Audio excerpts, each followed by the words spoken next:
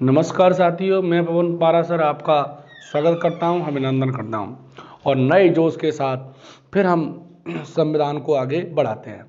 अभी तक हमने पढ़ा कि जो हमारी संविधान सभा कैसे बनी, क्या हुआ, उसके निर्माण की पूरी कहानी पढ़ी और इसके बाद हम देख रहे थे किसको, प्रस्तावना को।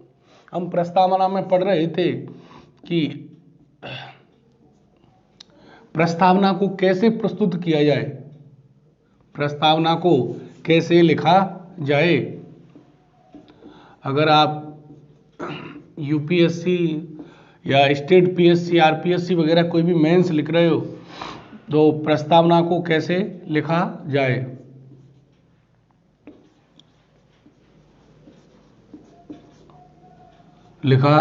तो हम ये देख रहे थे कि प्रस्तावना को मुख्यतः हम कितने भागों में बांट लें, 4 भागों में बांट लें। भागों में ऐसे नहीं बांटना क्योंकि भाई 5 में भी बांट सकते थे, 6 में, क्योंकि प्रस्तावना के अंतर्गत ये सारी चीजें दी हुई हैं।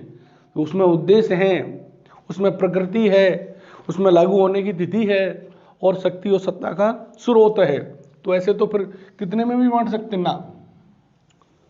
तो नंबर 1 हमने देखा, शक्ति, यानी जो हमारी सरकार है या संविधान है वो शक्ति सत्ता कहाँ से प्राप्त करता है, शक्ति सत्ता का स्रोत क्या है। प्रस्तावना के अनुसार संविधान की शक्ति सत्ता का स्रोत क्या है, ये देखा। इसके बाद हमने देखा पॉइंट नंबर 2, प्रस्तावना के अनुसार भारत की प्रकृति कैसी है, भारत का नेचर कैसा होगा, भारत का स्वभाव कैसा होगा, यानी भारत कैसा होगा, किस तरीके का भारत होगा, ये देखा। इसके बाद हमने पॉइंट नंबर 3 लिया, जिसमें देखा था कि संविधान के प्रस्तावना में क्या उद्देश्य हैं, क्या मूल्य हैं, क्या आदर्श हैं, इनको देखा। इसके बाद हमने देखा कि प्रस्तावना में जो लागू होने की तिथि है वो क्या है, लागू होने की तिथि, लागू होने की तिथि, इसको देखा। तो हमने कहा कि हमारी प्रस्तावना में जो शक्ति या सत्ता का स्रोत है वो कौन है, हम भारत के लोग, we the people of India, हम भारत के लोग, हम भारत के लोग। प्रकृति में हमने देखा कि भारत की 5 शब्दों से प्रकृति पता लगता है, यानी प्रकृति के कितने पॉइंट हैं, 5। नंबर 1, संपूर्ण,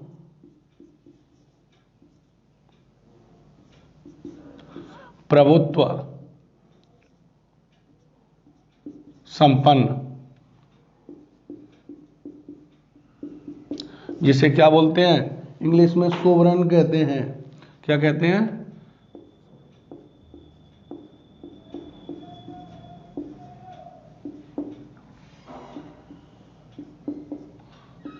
सोवरेन कहते हैं। दूसरा हमने देखा समाजवादी,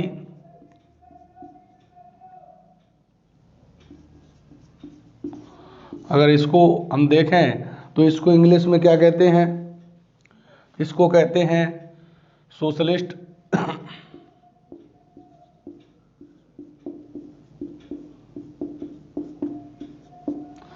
तीसरा हमने देखा पंथ निरपेक्ष,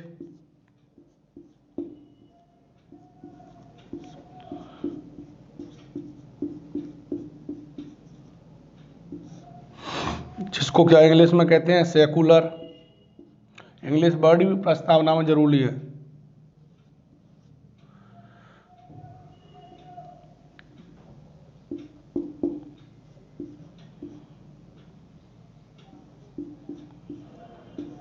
सेकुलर। चौथा हमने देखा लोकतांत्रिक,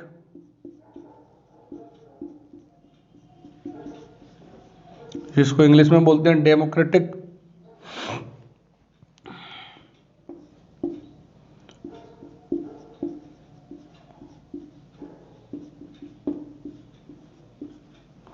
और पांचवा पॉइंट देखा हमने गणराज्य,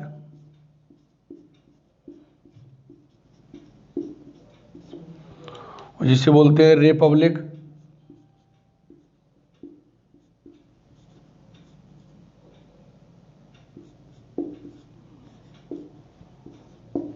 इस तरह से हमारी प्रस्तावना की जो प्रकृति है वो इन 5 शब्दों से पता लगती है। और इसके बाद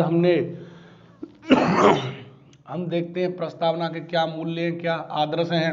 हमारी प्रस्तावना में संविधान के क्या मूल्य हैं, क्या आदर्श हैं। तो प्रकृति कितने शब्दों से पता लगता है? 5। संपूर्ण, प्रबुद्ध, संपन्न, सोवरेन, समाजवादी, सोशलिस्ट, पंथ सेकुलर, लोकतांत्रिक यानी डेमोक्रेटिक, गणराज्य यानी रिपब्लिक। इसके बाद हमने देखा संविधान के क्या उद्देश्य हैं, क्या मूल्य हैं। तो इसमें जो पहला उद्देश्य है वो है न्याय। क्या है? न्याय है। और न्याय कितने प्रकार के होंगे? तो प्रस्तावना के अनुसार न्याय कितने प्रकार के होंगे? 3। नंबर 1 सामाजिक, नंबर 2 आर्थिक, नंबर 3 राजनीतिक। पॉलिटिकल, सोशल, इकोनॉमिकल और पॉलिटिकल। न्याय कितने प्रकार के हो गए? 3। अगर हम बात करें प्रस्तावना के अनुसार न्याय आता है कितने प्रकार के हैं? 3। किस क्रम से रखिए? तो कौन कौन से? पहले तो यही आता है, इनमें से कौन सा नहीं है? तो वो रख देगा कि एसटी/एसटीओ को सहायता प्राप्त करना, ये भी न्याय नहीं है। तो कितने न्याय हैं याद रखने के लिए? 3। और क्रम से कैसे है? सामाजिक, आर्थिक, राजनीतिक। इसके बाद हमारी प्रस्तावना में क्या है? लिबर्टी, स्वतंत्रता है।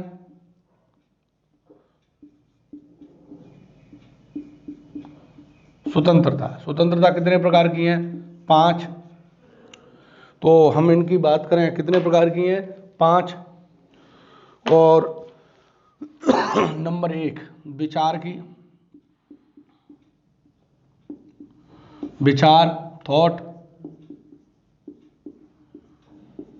थॉट की। नंबर 2 अभिव्यक्ति की,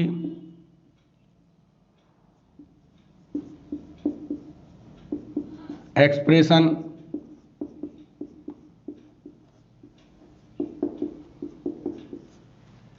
विश्वास। तीसरे नंबर की कौन सी है? विश्वास, बिलीव। क्या है?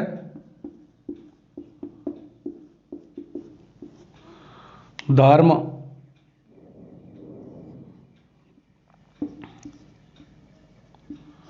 धर्म मतलब फेथ, यहाँ फेथ शब्द दिया गया है, फेथ।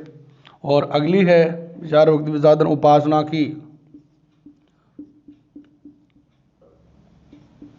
वर्शिप। क्या है? वर्शिप। तो प्रस्तावना में कितने प्रकार की स्वतंत्रता है? 5। इसके अलावा हम देखते हैं अगला पॉइंट के रूप में कि जो प्रस्तावना में समता कितने प्रकार की है। तो हम पॉइंट नंबर 3 समता, और नंबर 1 व्यक्ति प्रतिष्ठा, स्टेटस, और अवसर, अपॉर्चुनिटी। अवसर, 2 प्रकार की स्वतंत्रता है। इसके बाद देखें नंबर 4 पे क्या है? बंधुता, ब्रोदरहुड। बंधुता भी कितने प्रकार की हैं? 2 प्रकार की। पहली है व्यक्ति की गरिमा,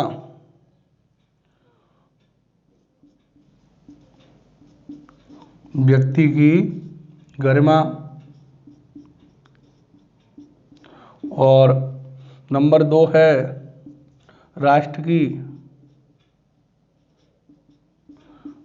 की एकता अखंडता।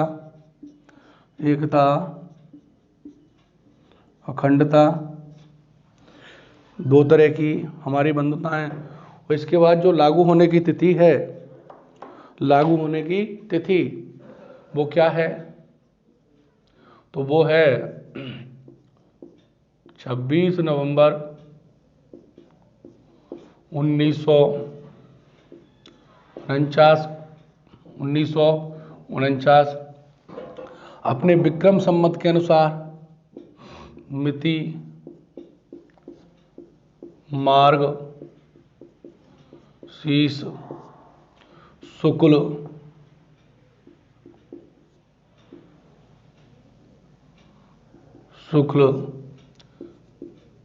सप्तमी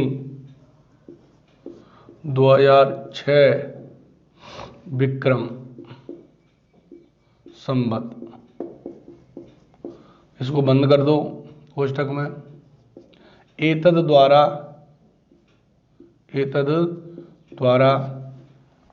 इस संविधान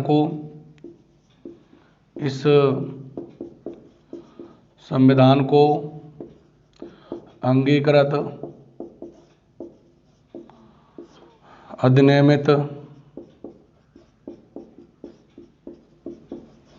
अधिनियमित व आत्म अर्पित करते हैं। इस तरीके से हमारी प्रस्तावना है।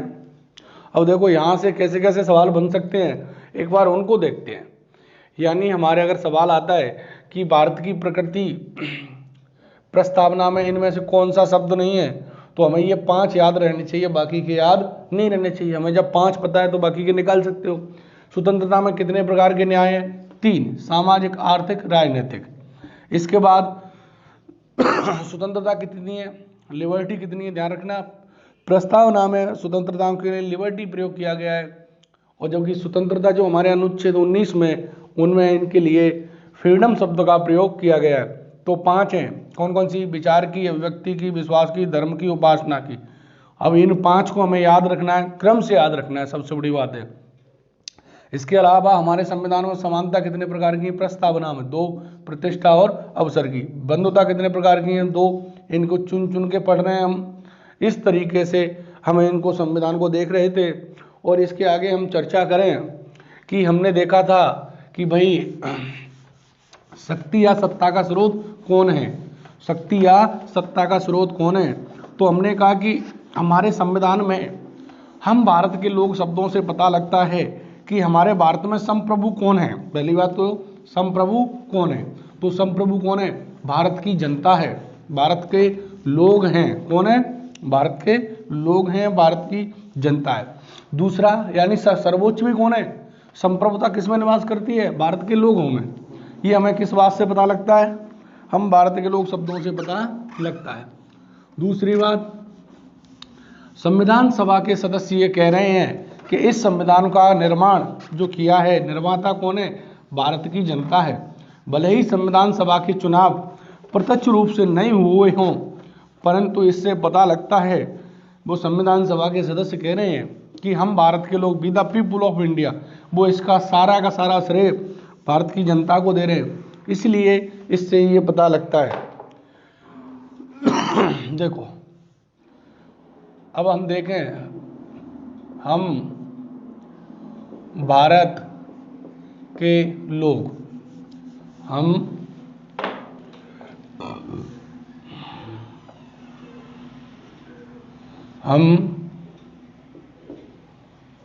भारत के लोग, इनसे 2-3 चीज़ों का क्लियर होती हैं।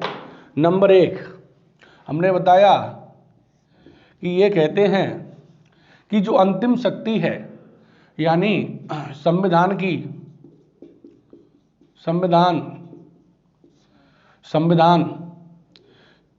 भारतीय लोगों, भारत के लोगों, जनता से शक्ति प्राप्त करता है, से शक्ति प्राप्त करता है। तो इसका मतलब भारत में संप्रभु कौन हुए? तो भारत में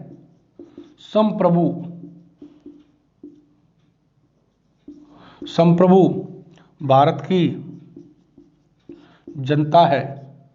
भारत की कौन है? जनता है। इसके बाद अगर दूसरे पॉइंट के रूप में देखें तो इससे ये पता लगता है कि जो संविधान की निर्माता कौन है? भारत की जनता है। दूसरा पॉइंट, संविधान की निर्माता या निर्माणकर्ता भारत के लोग हैं। भारत के लोग, जनता है। कौन है? जनता है। देखो, भले ही हमारी संविधान सभा का निर्माण भारत की जनता ने नहीं किया या प्रत्यक्ष रूप से नहीं हुआ, परंतु अप्रत्यक्ष रूप से तो हुआ था। परंतु कुछ लोग हम पर आरोप लगाते हैं। क्या आरोप लगाते हैं? कि इस संविधान का निर्माण भारतीय जनता ने नहीं किया, कुछ लोगों ने किया, चंद लोगों ने किया। केसी वेयर कहता है कि संविधान का निर्माण चंद लोगों ने किया है। जो बेसिकली देखा जाए तो कांग्रेस ने किया है, क्योंकि कांग्रेस ही संविधान है, संविधान सभा ही कांग्रेस है, ऐसा कथन मिलता है। तो इसका हम खंडन करते हुए कहते हैं कि ये सारे अपराध कैसे हैं? तर्कहीन है, अप्रासंगिक हैं। और हम अपना तर्क देते हैं कि देखो भाई, उस समय पहला तर्क तो यही है कि उस समय सारे के सारे वो लोग थे जो संविधान सभा में भारत की जितने भी पॉपुलर, प्रसिद्ध, अलग अलग वर्गों से सभी लोगों को लिया गया था, सभी धर्मों से लिया गया था। यदि तो गांधी और जिन्ना को छोड़ करके सभी लोग थे। दूसरा हम तर्क देते हैं कि जब 1952 में हमारे लोकसभा के पहली बार चुनाव हुए तो संविधान सभा के जो सदस्य थे वही अधिकांश सदस्य संसद में पुनः चुन के आए। इसका मतलब यदि चुनाव होता भी तो सारे के सारे वही सदस्य चुन के आते। तो इसका मतलब ये हुआ कि ये भी जो आरोप है उनका खंडन कर दिया। तीसरा ये कि फिर तो विश्व के अधिकांश देशों में संविधान सभा के जो चुनाव हुए हैं अप्रत्यक्ष रूप से हुए हैं। और देखा जाए तो अमेरिका का जो संविधान है वो केवल 13 राज्यों के सदस्यों ने बनाया है। इसका मतलब तो फिर अमेरिका के संविधान का खंडन होता है। उसमें आज तो उसमें 50 राज्य हैं और वो भी लिख रहे हैं हम अमेरिका के लोग। तो इसका मतलब जब पूरे देशों के विश्व के सभी देशों के संविधान का खंडन होगा तो जब सबका हो रहा है तो हमारा हो जाए तो कोई दिक्कत है नहीं। इसलिए उनके जो आरोप हैं वो तर्कहीन है। कैसे है? तर्कहीन, कोई दम नहीं है, अप्रासंगिक हैं।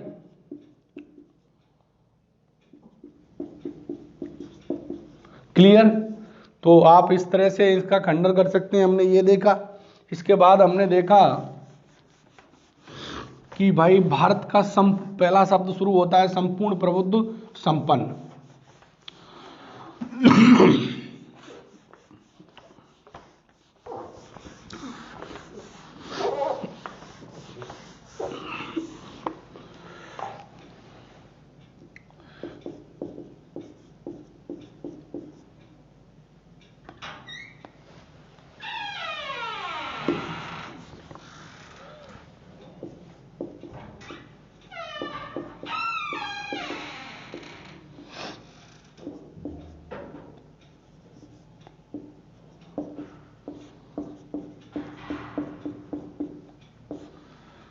इसको दूसरे शब्दों में हम कह सकते हैं संप्रभु, संप्रभुता। और जो इसका उपयोग करता है उसे कहते हैं संप्रभु। यानी जो संप्रभुता का, जिसके द्वारा संप्रभुता का क्या किया जाता है? उपयोग किया जाता है, वो कौन कहलाता है? संप्रभु। भी देखेंगे भारत में कौन संप्रभु है। इसको इंग्लिश में कहते हैं सोवरेन। अगर बात करें संप्रभु क्या होता है, देखो संप्रभु वो होता है, सीधी सीधी बात करें कि आंतरिक और बाह्य रूप से जो निर्णय लेने में सक्षम हो, वो किसी के दबाव में आकर के, दबाव में ना हो, अपना निर्णय स्वयं ले सकता है, वही क्या कहलाता है? संप्रभु कहलाता है। कौन कहलाता है? संप्रभु। तो भारत आंतरिक और बाह्य रूप से क्या है? देखो दोनों चीज होती हैं। अब देखा जाए, जो सोवरेन होती है वो दो प्रकार की होती है, इंटरन आंतरिक और बाह्य। बाह्य या बाहरी। देखो आंतरिक रूप से यानी भारत की सीमाओं के अंतर्गत मोदी क्या है, सर्वोच्च है। भारत में कोई भी निर्णय ले सकते हैं, नोटबंदी कर सकते हैं, कोरोना के लिए लॉकडाउन लगा सकते हैं, थाली बजवा सकते हैं। ये सब क्या है, भारत के अंदर आंतरिक रूप से सर्वोच्च हैं। यानी इन्हें भारत के अंतर्गत आदेश देने का अधिकार है।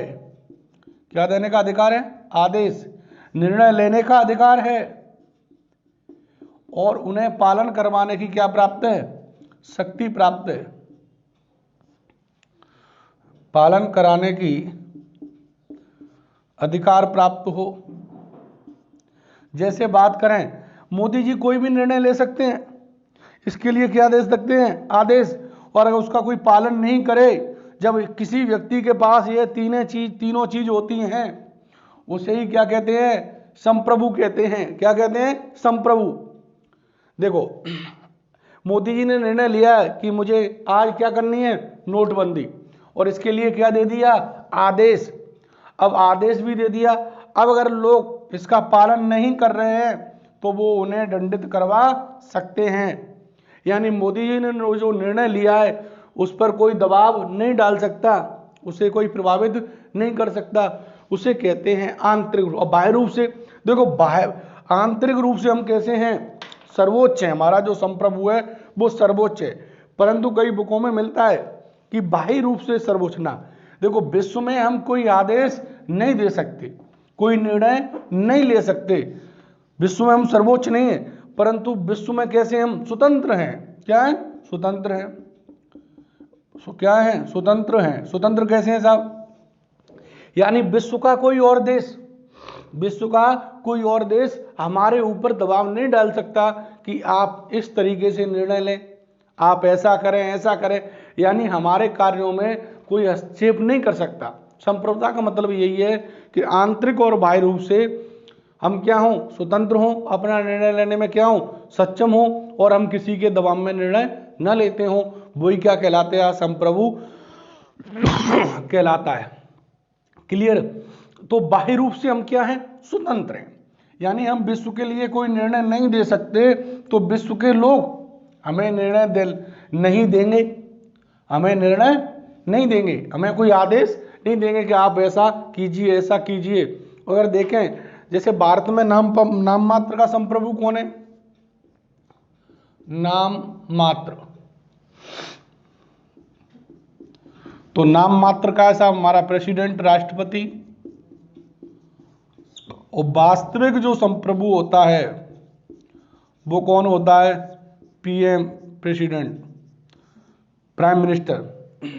तो जो प्रेसिडेंट होता है वो तो कैसा होता है, नाम मात्र का संप्रभु होता है, और जो प्रधानमंत्री, प्राइम मिनिस्टर, वो वास्तविक संप्रभु होते हैं। ठीक है साहब, यहां तक क्लियर हुई। अब क्या है कि जैसे हमने कहा कि आंतरिक रूप से हम सर्वोच्च हैं, बाह्य रूप से हम स्वतंत्र हैं, यानी भारत के अंतर्गत हमारा जो संप्रभु है, मोदी जी, प्रधानमंत्री, जो भी सरकार में होगा वो क्या होगा, संप्रभु होगा। अब तो वो भारत में क्या है, सर्वोच्च है, और आंतरिक रूप से क्या है, स्वतंत्र है। परंतु हम कुछ देख रहे हैं अभी जो 21वीं सदी में या जो वर्तमान में क्या कंडीशन है, वो हम ये देख रहे हैं कि कुछ वैश्विक संगठन हैं, कुछ क्षेत्रीय संगठन हैं, वो हमारी संप्रभुता के लिए कैसे खतरा है या नहीं है, क्या हमारी संप्रभुता को प्रभावित कर रहे हैं। ये सवाल मेंस वगैरह में लिखने के लिए पूछा जाता है या इंटरव्यू में पूछा जाता है। तो क्या वो सही है गलत है। देखो साहब, जैसे हम बात करें वैश्विक संगठन, वैश्विक संगठन है कुछ, जैसे number 1 UNO, WHO, number 3 WTO। इस तरीके के कुछ क्षेत्रीय संगठन हैं, कुछ क्षेत्रीय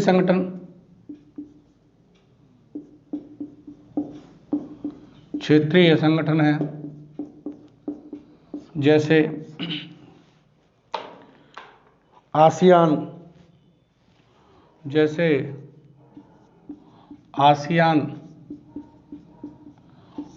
ब्रिक्स।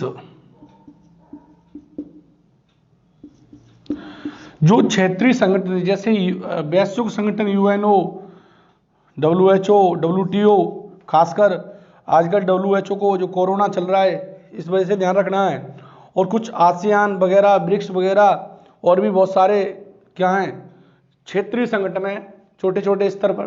तो देखो, कभी आपने सुना है कि WHO जो गाइडलाइन जारी कर रहा है कि भाई आप इस तरीके से, कि जैसे चीन पर आरोप लगा था कि आपके यहाँ जब कोरोना का पता लग गया था तो आपने इसको सूचित क्यों नहीं किया, इसको मीडिया को क्यों नहीं बताया, पेपरों में क्यों नहीं छपवाया।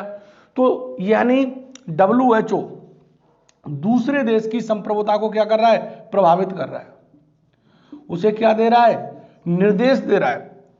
स्वास्थ्य से संबंधित कहता है यहां पर ये बीमारी है, उसके लिए आपको टीका लगाने के लिए बाध्य करता है। क्या करता है, टीका वगैरह क्या आपको ये लगाना पड़ेगा। भाई हम तो संप्रभु हैं, लगाए ना लगाएं। अब WTO है, ये व्यापार से संबंधित गाइडलाइन जारी करता है कि भाई आप ऐसे इतना से ज्यादा शुल्क नहीं लगाओगे, ये नहीं करोगे, टैक्स फ्री नहीं करोगे। तो ये हमारी संप्रभुता को प्रभावित कर रहे हैं। जैसे कुछ क्षेत्रीय संगठन हैं, ये भी हमारी संप्रभुता को क्या करते हैं, प्रभावित करते हैं। और दूसरा एक विश्व संवैधानिकता है। क्या है, विश्व संवैधानिकता। तीसरी हम बात करें तो एक क्या निकल के आती है, विश्व संवैधानिकता। विश्व संवैधानिकता यानी एक विश्व का संविधान भी है, संविधान नहीं है उसे विश्व संवैधानिकता कहते हैं। जैसे अगर कोई मानव अधिकारों से बात होती है, मानव अधिकार किससे संबंधित, मानव अधिकार। इन्वायरमेंट से बात होती है, पर्यावरण से संबंधित। तो जो UNO वगैरह है या मानव अधिकार, विश्व मानव अधिकार है, आयोग है, या जो पर्यावरण संबंधी जो संस्थाएं हैं, वो हमें कहती हैं कि आप, जैसे अभी जम्मू कश्मीर है तो कई देश आरोप लगाते हैं कि जम्मू कश्मीर में मानवाधिकारों का अदन हो रहा है। और जैसे अब बात करें जैसे अफगानिस्तान में, तो अफगानिस्तान में जो UNO की सेना है वो डायरेक्ट वहां पर आकर के और वहां पर जो घटना हो रही है उनको रोक रही है, एक दूसरे की कंट्री में आकर के, उसकी बाउंड्री में आकर के। तो ये हम कह रहे थे कि आंतरिक और बाह्य रूप से क्या है, सर्वोच्च है, उसे कोई दबाव में रह करके निर्णय नहीं ले सकता। परंतु हम दूसरी तरफ देख रहे हैं, वो क्या देख रहे हैं भाई साहब, कि ये संवैधानिकता क्या हो रही है, प्रभावित। तो अगर देखें कि वर्तमान में 21वीं सदी में संप्रभुता की अवधारणा प्रभावित हो रही है, तो देखो हाँ हो रही है, परंतु इसके पक्ष में हमारे तर्क क्या होंगे उनको एक बार देख लेते हैं। जैसे हमारा पक्ष क्या रहेगा, देखो पक्ष में हमारा पहला ये रहेगा कि इनकी जो सदस्यता है, जैसे हमने कॉमनवेल्थ की सदस्यता ले रखी है राष्ट्रमंडल की, तो ये भी प्रभावित करती है क्या ना। हम अपना पक्ष कैसे रखेंगे कि भाई इन जो संगठन हैं इनकी जो सदस्यता ली है वो सदस्यता हमने किसी के दबाव में नहीं ली है, अपनी इच्छा से ली है। किससे ली है, इच्छा से ली है। और जब इच्छा से ली है तो इसे हम छोड़ भी तो सकते हैं। अरे छोड़ सकते हैं कि नहीं, छोड़ सकते हैं। जब कोई चीज हमने इस पे अपने समझौता किया है, क्या किया है, अपनी इच्छा से ली है। दूसरी बात, इससे हमारे हित जुड़े, जब ही तो हमने इनकी सदस्यता ली, इससे हमारे क्या जुड़े हुए हैं, हित हैं, हित जुड़े हुए हैं, इसलिए सदस्यता ली।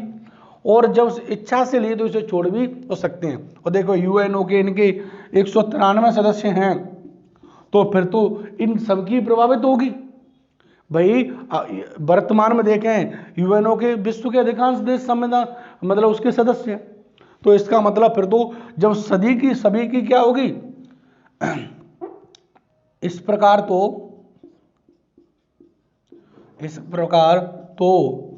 सभी देशों की प्रभुता प्रभावित होगी। भाई हमारी अकेली तो हो नहीं रही है, हमारी मतलब व्यक्तिगत स्तर पर या हमारे अकेले देश की नहीं हो रही, सभी देशों की हो रही है। और जब सभी की हो रही है तो अपन को कोई दिक्कत होती नहीं है। भाई हमारी अकेले की नहीं होनी चाहिए, अकेले की होती जब तो हमको दिक्कत होती है भारतीयों को। अरे अपने आस पड़ोस में जो लोग कर रहे हैं, अब कोई चीज है, अब सब कर रहे हैं तो ठीक है, वो भी कर रहा है हम भी कर रहे हैं, ऐसा मान लेते हैं।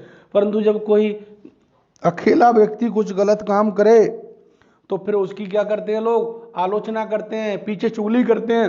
तो हम अब तो कह सकते हैं ना, इसका मतलब हमारी तो अकेली हो नहीं रही और ये इससे संप्रभुता प्रभावित नहीं हो रही, इनसे हमारे हित जुड़े हुए हैं और हमने इनसे समझौता किया है। क्या किया है? समझौता।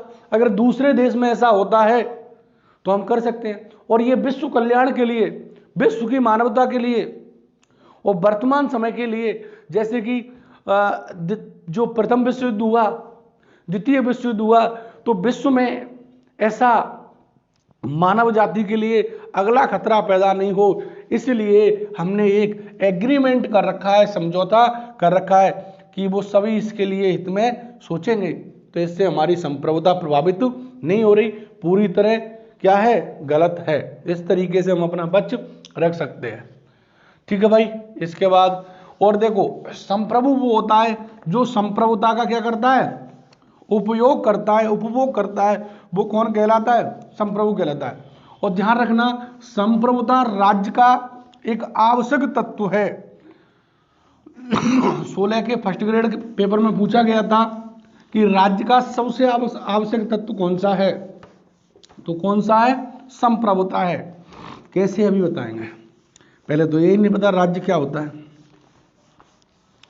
तो देखो साहब, संप्रभुता राज्य का क्या है? एक आवश्यक तत्व है।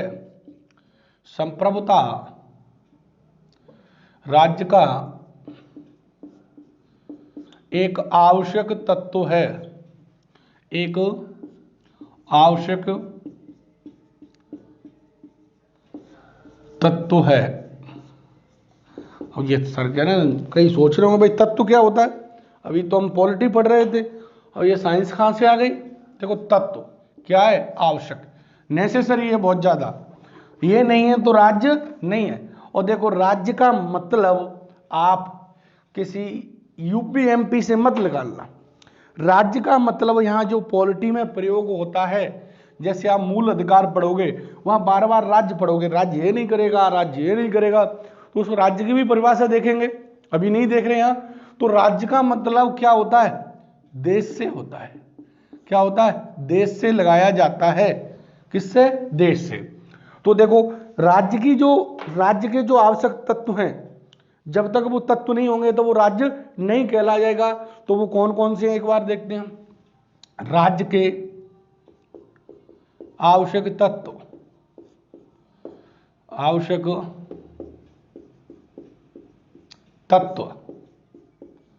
कौन कौन से हैं? नंबर एक देखो, सबसे पहले राज्य होगा इस विश्व में कोई वो बनी, क्या बनी, राज्य की उत्पत्ति कैसे हुई, तो उसको भी समझते जाना साथ साथ। मैं एक्सप्लेन नहीं कर रहा, परंतु यहां से ही समझ जाओगे। जैसे पहली बार लोगों ने क्या लिया, इस पृथ्वी पर आए तो सबसे पहले क्या आई? जनसंख्या आई। क्या आई? जनसंख्या आई। अब जनसंख्या आई तो धीरे धीरे ये कुटुंब बना, फिर परिवार बना, धीरे धीरे इस तरीके से इसका विकास हुआ। जब इस तरह की जनसंख्या लोग हुए तो इन्होंने अपना एक नेता चुना। क्या चुना? नेता चुना, अपना प्रतिनिधि चुना। तो वो क्या हो गई, उन्होंने अपनी क्या बनाई? सरकार बनाई, अपने पे नियंत्रण करने के लिए। और जब सरकार बना ली तो फिर वो अपनी क्या बनाएगा, बाउंड्री बनाएगा। लोगों ने भी, जैसे कि लोग पहले जंगल में रहते थे, फिर खेती का विकास हुआ तो धीरे धीरे उन्होंने कहा कि ये यहाँ तक का क्षेत्र हमारा है, यहाँ तक का क्षेत्र हमारा है। तो फिर इन्होंने क्या की, एक निश्चित भूभाग तय किया। क्या हो, सरकार हो और जनता हो, यानी जो जनसंख्या हो वो कैसी हो, निश्चित हो। ऐसा नहीं है फिक्स होनी चाहिए। निश्चित क्या होनी चाहिए, जनसंख्या होनी चाहिए, सरकार होनी चाहिए। अगला बाउंड्री फिक्स होनी चाहिए, भाई ये किस राज्य की सीमा है, ये किस राज्य की सीमा है।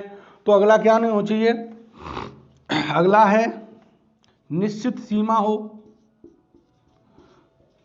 निश्चित सीमा हो, बाउंड्री।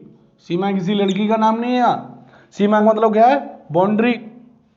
और अगला है वो क्या होना चाहिए, देखो जनसंख्या है, सरकार भी बना ली, निश्चित बाउंड्री बना ली, परंतु किसी के क्षेत्र में कोई आक्रमण कर जाता है, किसी के क्षेत्र में कोई आक्रमण कर जाता है, तो उसके लिए क्या बनाया। फिर अगला पॉइंट आता है संप्रभुता या प्रभुता।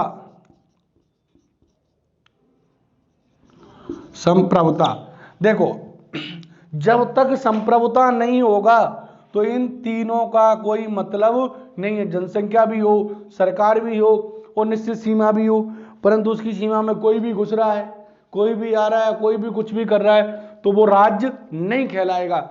जब किसी के पास ये चारों अंग होंगे, ये राज्य के क्या हैं, तत्व हैं, अंग हैं, क्या हैं, अंग हैं, क्या है, अंग हैं। तो ये चारों क्या होने चाहिए, राज्य के लिए आवश्यक हैं।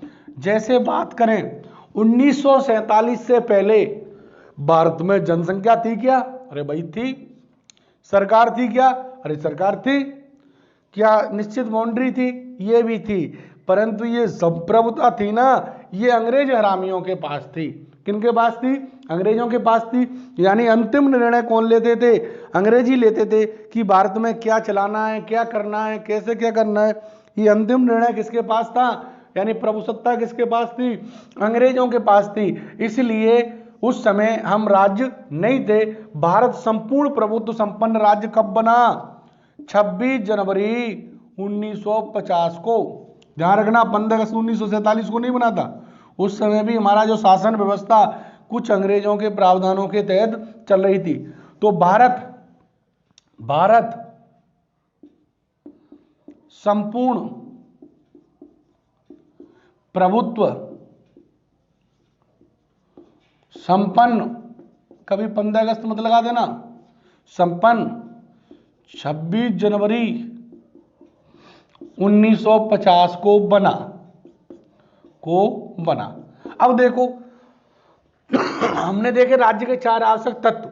हम बात करें क्या, जैसे राजस्थान एक राज्य है, देखते हो भैया, राजस्थान के पास जनसंख्या है, यहाँ पहला पॉइंट है। क्या सरकार है, हाँ भाई अशोक गहलोत सरकार है। क्या निश्चित सीमा है, हाँ क्षेत्रफल है, निश्चित है, ये 3 है। क्या संप्रभुता है, देखो साहब अगर मोदी जी चाहें कि भारत में नोटबंदी करनी है तो क्या राजस्थान में नहीं होगी। मोदी जी कोरोना के लिए थाली बजवाएं या कोई राज्य सरकार को आदेश दे तो अशोक गहलोत जी को करना पड़ेगा। अशोक गहलोत जी पाकिस्तान से कोई समझौता नहीं कर सकते, वो ज्यादा अगल बगल की तो वहां पर क्या लगा देंगे, राष्ट्रपति शासन लगा देंगे। इसलिए इनके पास जो चौथा पॉइंट है प्रभुसत्ता है वो नहीं है, संप्रभुता नहीं है। इसलिए राजस्थान एक राज्य नहीं है, तो फिर क्या है, इकाई है। भारत क्या है, एक राज्य है, और राजस्थान, यूपी, एमपी ये सब क्या है, इसकी इकाई है। क्या है, इकाई है, ध्यान रखना। तो पॉलिटी की दृष्टि से राज्य किसे कहते हैं, देश को राज्य बोलते हैं, कंट्री को राज्य बोलते हैं। किसको बोलते हैं, देश को राज्य बोलते हैं, कंट्री को राज्य बोलते हैं। ठीक है, अब तक हमने इसको देखा कि भाई संपूर्ण प्रभुत्व संपन्न कौन होता है। तो भारत में संप्रभु, वास्तविक रियल संप्रभु कौन है, प्रधानमंत्री है। और नाम मात्र का कौन है, संवैधानिक कौन है, तो वो है राष्ट्रपति। कौन है, राष्ट्रपति। क्योंकि राष्ट्रपति वही काम करता है जो प्रधानमंत्री या सरकार कहती है। तो राष्ट्रपति के पास तो नाम मात्र का होता है। राष्ट्रपति की वही स्थिति है जो परिवार में पति की होती है। किसकी होती है? पति की। लोगों को लगता है कि डिसीजन कौन ले रहा है? पति ले रहा है, परंतु आंतरिक रूप से पति वही बोलता है जो देवी जी भीतर से उनको लिखकर दे देती हैं, आदेश दे देती हैं कि आपको तो ये करना है। इसलिए राष्ट्रपति की वही स्थिति है जो परिवार में बेचारा है। कैसा है? बेचारा, एक पति की स्थिति है। इसलिए नाम मात्र का संप्रभु कौन है भारत में? लोगों को लगता है कि देखा जाए, देखो हम जब राष्ट्रपति पढ़ेंगे तो देखेंगे बड़ी विचित्र बात है कि सारे काम किसके नाम से किए जाते हैं? सारे के सारे हमारे देश के काम राष्ट्रपति के नाम से किए जाते हैं, परंतु उनका निर्णय कौन लेता है? क्या करना है, क्या नहीं करना, कैसे करना है, सबका निर्णय प्रधानमंत्री मंत्रिपरिषद लेती है।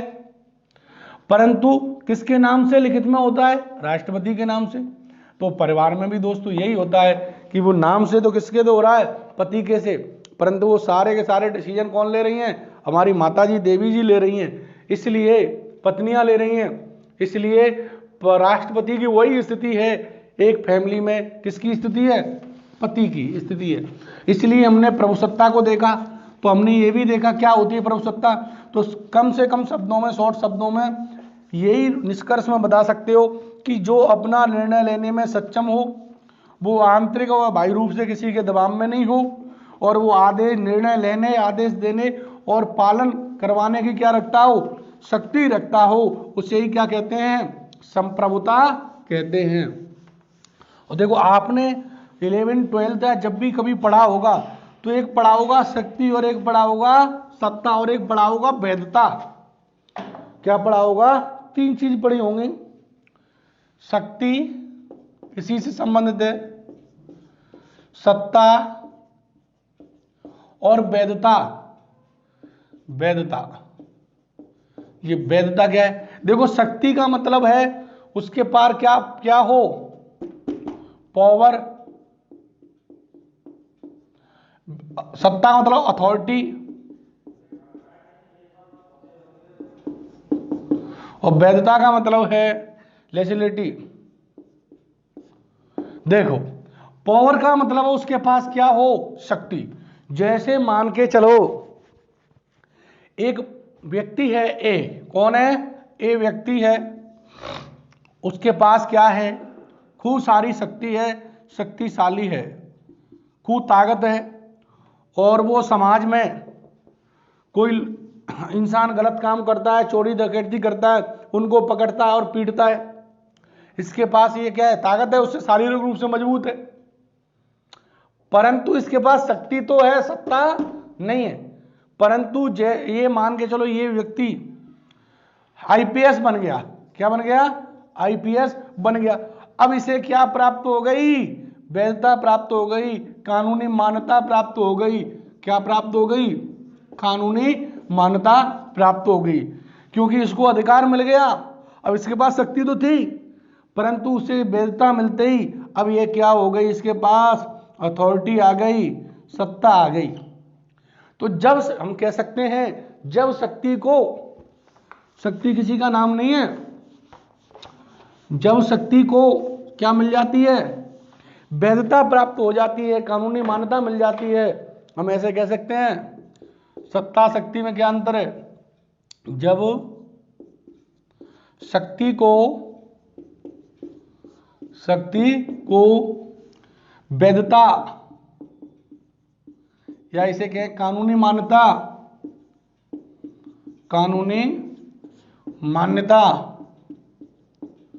प्राप्त हो जाती है,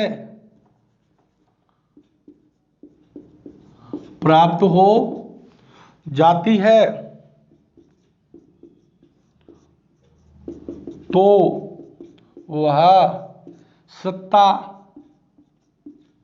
बन जाती है।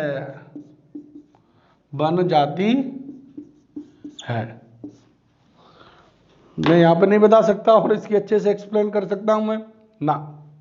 देखो शक्ति को क्या प्राप्त हो जाती है, कानूनी मान्यता प्राप्त हो जाती है, तो वो क्या बन जाती है, सत्ता बन जाती है, उसे वो अथॉरिटी बन जाती है। तो ध्यान रखना, शक्ति और सत्ता और वैधता ये पूरा टॉपिक है 11th 12th में, और उसका पूरा का पूरा सार मैंने 1-2 लाइन में ही बता दिया। शक्ति, सत्ता और वैधता। वैधता क्या होती है, शक्ति क्या होती है। शक्ति को कानूनी मान्यता प्राप्त नहीं होती, और परंतु जब शक्ति को क्या मिल जाती है, कानूनी मान्यता मिल जाती है, तो वो क्या बन जाती है, सत्ता बन जाती है। इस तरीके से हमने संप्रभुता को देखा। सोवरेनिटी क्या होती है, सोवरेन क्या होता है, संप्रभु क्या होता है। संप्रभु का मतलब है जिस संप्रभुता का जो उपयोग करता है, उपभोग करता है, वो कौन कहलाता है, संप्रभु कहलाता है। थैंक यू, धन्यवाद। आगे की चर्चा करेंगे अगली क्लास में।